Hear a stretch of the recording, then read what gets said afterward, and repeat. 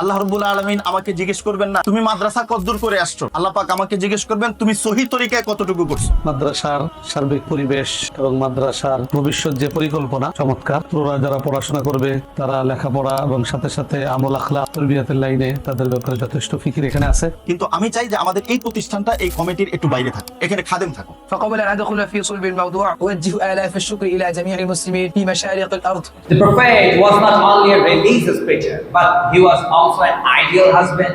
একজন মুমিন মুসলমানের জন্য তার সবচেয়ে বেশি গুরুত্বপূর্ণ বিষয় হলো তার আকীদা বিশ্বাস। مجددين عن حبر من أمة فخر الملة الشيخ الشاهي محمد إسحاق المحدثي الدهلوي.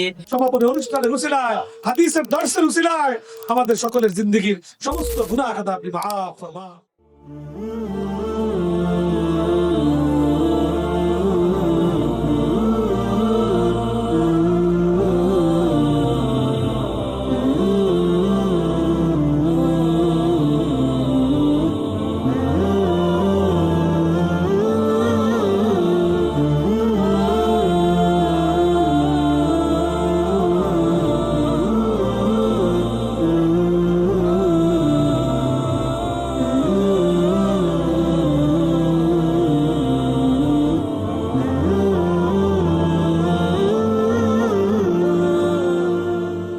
আসসালামু আলাইকুম রহমতুল্লাহি ওয়া বারাকাতুহ। জামিয়া মারকাজুস সুন্নাহ আল্লাহ পাকের মেহেরবানিতে 12তম বছর পদার্পণ করেছে। দীর্ঘ এক যুগ আমরা পাড়ি দিতে পেরেছি আল্লাহ পাকের বিশেষ মেহেরবানি। আমাদের এখানে আসলে এই প্রতিষ্ঠানটা গতানুগতিক কোনো প্রতিষ্ঠান না, একটু টার্গেট নিয়ে করা। যেমন ইদানিং বর্তমান দেখা যায় যে অনেক মাদ্রাসার ছাত্র মাদ্রাসায় পড়ার পরেও তারা আরবিতে দুর্বল থাকে, আবার অনেক ক্ষেত্রে দেখা যায় যে মাদ্রাসায় পড়ার কারণে ইংলিশে তাদের দুর্বলতা থাকার কারণে আন্তর্জাতিক অঙ্গনে তারা খেদমত করতে পারে না। আমরা এই মাদ্রাসার ক্ষেত্রে এই দুইটা বিষয়কে আমরা হাইলাইট করেছি, যেন তারা আরবিতে পরিপূর্ণ দক্ষ হতে পারে এবং সাথে সাথে তারা যেন ইংলিশেও পরিপূর্ণ দক্ষতা অর্জন করে আন্তর্জাতিক অঙ্গনে তারা যেন খেদমত করতে পারে। একজন মুমিন মুসলমানের জন্য তার সবচেয়ে বেশি গুরুত্বপূর্ণ বিষয় হলো তার আকীদা বিশ্বাস। এটা যথাযথ হওয়া এটা সবচেয়ে বেশি প্রয়োজন, কারণ আকীদার মধ্যে যদি দুর্বলতা এবং ত্রুটি থাকে তাহলে আমল যত ভালোই হোক তার নাজাতের কোনো সম্ভাবনা থাকে না। আর ঈমান যদি ঠিক থাকে, আকীদা বিশ্বাস যদি ঠিক থাকে, আমলের মধ্যে যত দুর্বলতাই থাকুক কোরআন সুন্নাহর আলোকে তার একদিন না একদিন নাজাত প্রাপ্তির নিশ্চয়তা দেখা যায়। এটা কোরআন সুন্নাহর আলোকে। তুমি আল্লাহ বিশ্বাসী না, আল্লাহ বিশ্বাসী না, আল্লাহ রাব্বুল আলামিন তো রিজিকের মালিক। এই বছরের যেটা তুমি সেটা ফিকির করো, এটা পাকিস্তানে আছে।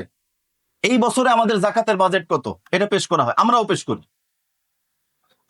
করি যে আমাদের এই বছর জাকাতের বাজেট হলো এই টাকা যদি পূর্ণ হয়ে যায় আমরা জাকাতের টাকা নিব না। আল্লাহ রাব্বুল আলামিন আমাকে জিজ্ঞেস করবেন না যে তুমি মাদ্রাসা কতদূর করে আসছো, আল্লাহ পাক আমাকে জিজ্ঞেস করবেন তুমি সহি তরিকায় কতটুকু করছো। গত 3-4 বছর আগে একজন পুলিশ সদস্য, অনেক বড় ব্যক্তি, 25 লক্ষ টাকা মাদ্রাসায় দিতে চাইলেন। 25 লক্ষ টাকা, 25 টাকা না, 25,000 টাকা না, 25 লক্ষ টাকা। আমি একটু পরামর্শ করলাম, উনি বলছে ওনাকে দাওয়াত দিলে উনি আসবে, 25 লক্ষ টাকা দিব। আমি আবুল কাশেম ভাইয়ের সাথে একটু পরামর্শ করলাম, ওনার বেতন কত যে উনি 25 লক্ষ টাকা দিতে পারবে। আল্লাহ পাকের বিশেষ মেহেরবানিতে আমরা ওনাকে দাওয়াতই দেইনি।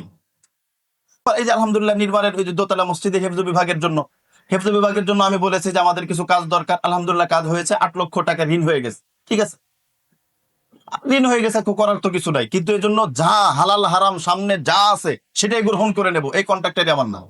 Loving father, a loyal friend, a wise leader, a courageous commander, he showed bravery in battle and yet, in times of victory, he demonstrated forgiveness and mercy. We see in his example that even those who insult him and threw stones at him, he said for their guidance, "Oh Allah, guide my people, for they do not know." পরবর্তীকার আপনি আমাদের সকলের দোয়াকে কবুল ফরমান।